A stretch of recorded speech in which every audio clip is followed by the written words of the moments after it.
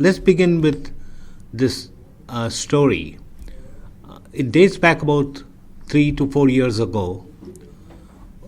We were working with our AI platform when I thought our AI platform started hallucinating. It told me something impossible. It said that a rare, devastating pediatric brain cancer, one that kills infants within months of diagnosis, would be exquisitely sensitive to our experimental drug LP-184. I was kind of surprised because this cancer, called atypical teratoid rhabdoid tumor, had never been on our radar.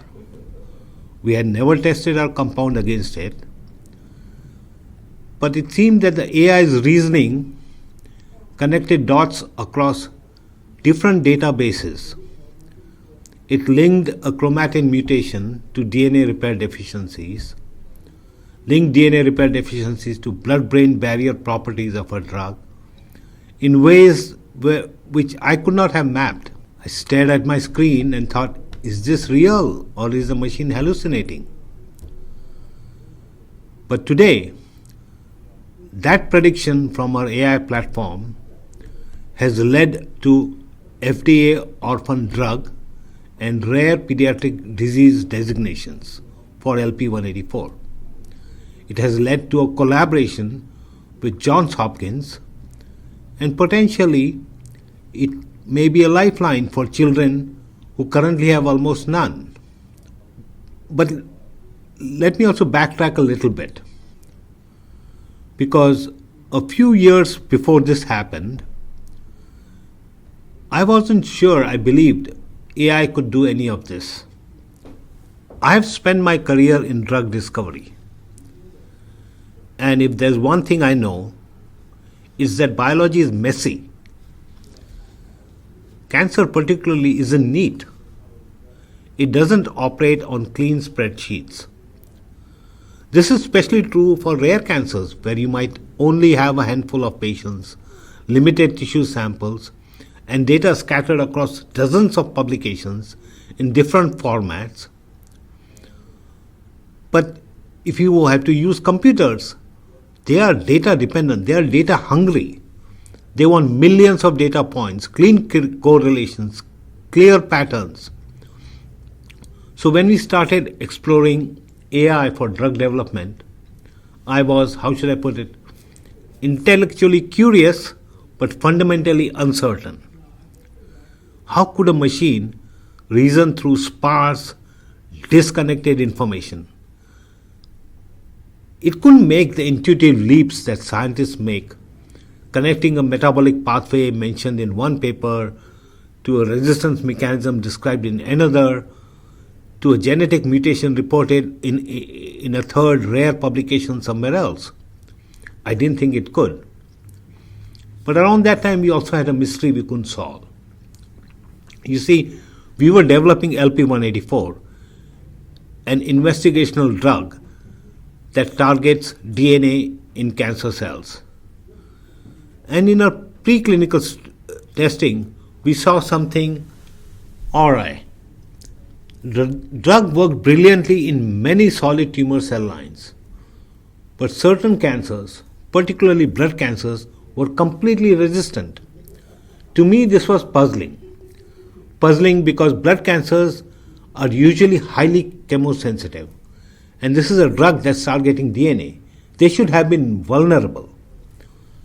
Using traditional methods, we could have spent months designing wet lab experiments, testing hypotheses one by one, maybe take a year or more to figure it out. Instead, we turned to RADR, our early AI platform. And what we did was we fed it gene expression data, IC50 data across several hundreds of cell lines, methylation profiles, and we asked it to find correlations that might explain the resistance. Interestingly, quite quickly, RADR pointed to a gene called PTGR1. It told us high expression of PTGR1 is obligatory for LP184's activity. Now, it turns out blood cancers have low PTGR1 expression. That's why they were resistant. Of course, being scientists, we validated this with targeted knockout studies in the lab.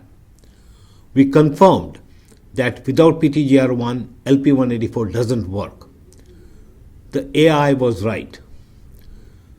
But it went beyond it, and it became much more interesting because AI showed us something we would never have predicted. It showed us that tumors frequently overexpress PTGR1 compared to normal tissue. What this meant is that LP184 would have inherent tumor selectivity. A holy grail in oncology. The drug would preferentially target cancer cells. Then came another paradox that kind of convinced me that AI could truly reason. RADR revealed that other chemotherapies have an opposing correlation with PTGR1. When tumors develop resistance to conventional treatments, they often upregulate PTGR1. Why? Because one of PTGR1's function is to deactivate harmful reactive oxygen species, protecting the tumor from treatment. Do you see what this means? The very mechanism that tumors use to survive other treatments becomes their vulnerability to LP184. The cancer's cell's shield becomes its Achilles heel.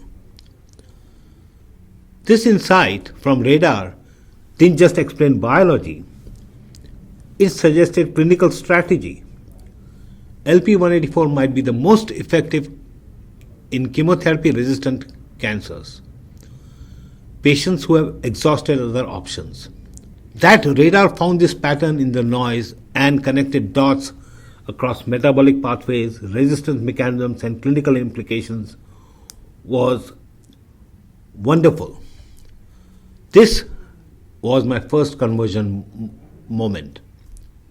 It was not because AI gave us an answer, but because it reasoned through complexity in ways that would have taken years to piece together manually. But the ATRT story really changed everything. RADR identified atypical teratoid rhabdoid tumor by connecting 4 unseemingly related pieces of information. First, it predicted that LP184 will cross the blood-brain barrier effectively. Most cancer drugs don't. Second, it linked mutations in ATRT in a chromatin remodeling protein called SMARCB1 and linked it to the observation that SMARCB1 disrupts DNA damage repair pathways. Exactly what LP184 exploits. RADR pulled these connections from literature, genomic databases, molecular profiling data, and essentially said, based on everything you tell me about LP184's mechanism and ATRT's biology, we should test LP184 on ATRT. So we did. We tested LP184 in ATRT cell lines, then in animal models. Interestingly, ATRT was amongst the most sensitive tumors we had ever tested. We then initiated a collaboration with an ATRT specialist at Johns Hopkins. We used the data to secure FDA orphan drug and rare pediatric disease designations. Think of this. A cancer we had never considered became a priority indication because of our AI platform. And that's when we begin to ask ourselves, what if we built an AI platform specifically for rare cancers? RADR had shown us something powerful. When you integrate the right data along with the right reasoning capabilities in the AI platform, The platform can find patterns, even where data is sparse and disconnected. Now, this is exactly the challenge in rare diseases, rare cancers, and often where people are needed to make leaps of reason, faith, and data, often have very little information and data. So we started thinking about the creation of WithZeta. Now, WithZeta is not just a bigger database, it's a fundamentally different approach. It's a multi-agentic AI system designed to think through the entire drug development process for rare cancers, or at least the major portions of it. We gave WithZeta genomic databases, drug response libraries, clinical trial records, patient outcome data, chemistry knowledge and tools, and taught it to reason end to end from target identification through clinical development, like a lantern drug developer. And we tested whether it could think like a lantern drug developer, interdisciplinary, focused, and honest if it can't get there. Recently, I asked Zeta a simple question: which rare cancers have the greatest unmet medical needs? Now, understand, I didn't define what unmet need meant. I left it deliberately vague. Zeta comes back and focuses specifically on rare cancers with 0 FDA approved drugs. Think about that. I didn't tell it to prioritize regulatory gaps. The platform itself understood that in the context of drug development, the greatest unmet need means no approved treatment. It was thinking like a drug developer. Then it went further. For each cancer, it suggested developmental strategies based on genomic vulnerabilities, just like a precision oncologist at Lantern. But it also recommended optimal treatment combinations.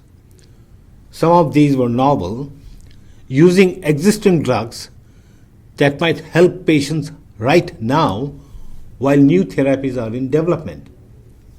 Again, practical and guided by getting to the treatment. That's when I realized WithZeta isn't a tool anymore, it's a colleague. But now Zeta has evolved beyond even this. Think of how a scientist goes about their work.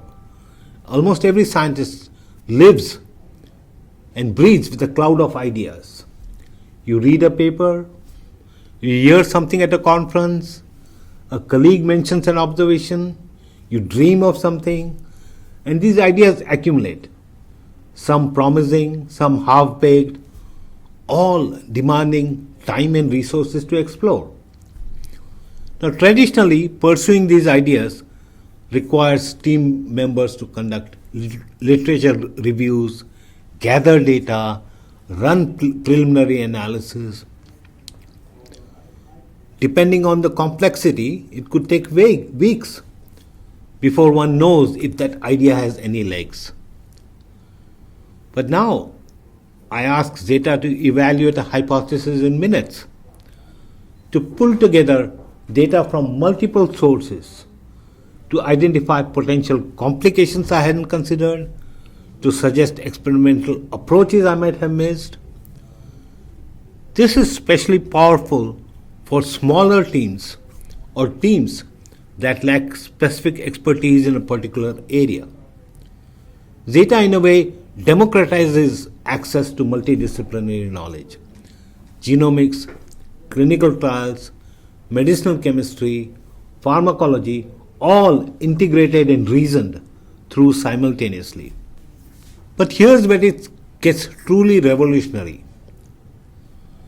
as we developed additional components and systems for WithZeta, which we started maybe about a year ago, we began exploring the world of generative chemistry. Could we build a specialized agent specifically trained for medicinal chemistry, for real-world molecules that we could actually bring to the clinic? So we built a specialized co-scientist within Zeta, a 24 billion parameter LLM from Ether 0, specifically trained for generative chemistry. WithZeta doesn't just analyze existing drugs and mechanisms, it now designs new ones. And these aren't random molecules. WithZeta generates medicinally valid compounds, structures that obey the principles of drug-like properties, synthetic accessibility, and therapeutic relevance.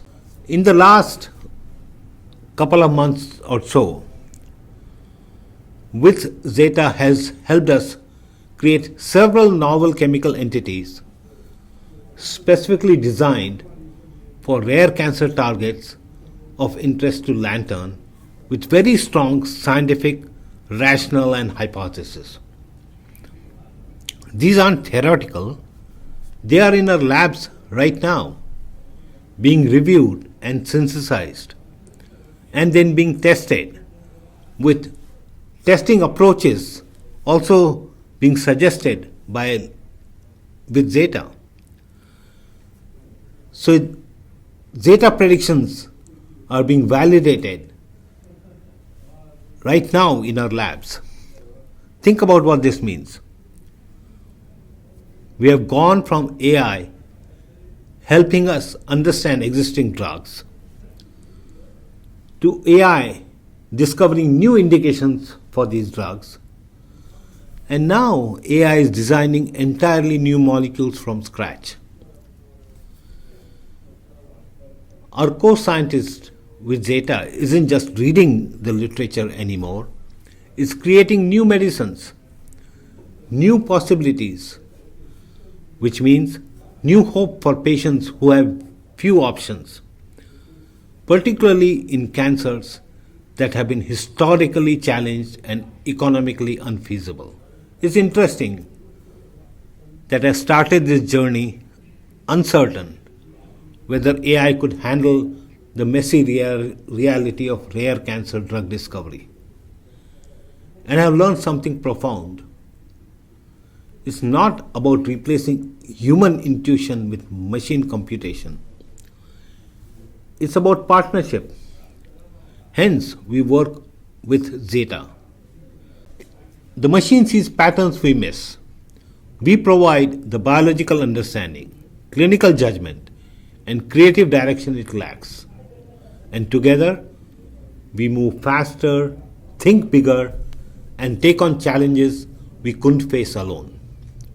For rare cancer patients, people with diseases so uncommon, they are often excluded from research. This changes everything. Their small numbers were always the barrier. Not enough data, not enough patients for trials, not enough commercial incentive. But what if sparse data isn't a limitation anymore? What if AI can find or suggest the signal in the noise? Develop ideas that are framed across data sets and insights, just like a scientist. What if we can design molecules specifically for cancers, affecting hundreds instead of hundreds of thousands? And what if we can go from target identification to novel molecule design in months instead of years? 3 years ago, the AI platform told me about a brain cancer killing infants. I wasn't sure I believed it. Today, that same AI is designing molecules that have never existed before. Molecules that might save lives we couldn't reach with any existing drug. The future of drug discovery isn't human or machine, it's human and machine. And for rare cancer patients waiting for breakthroughs, the future is happening right now.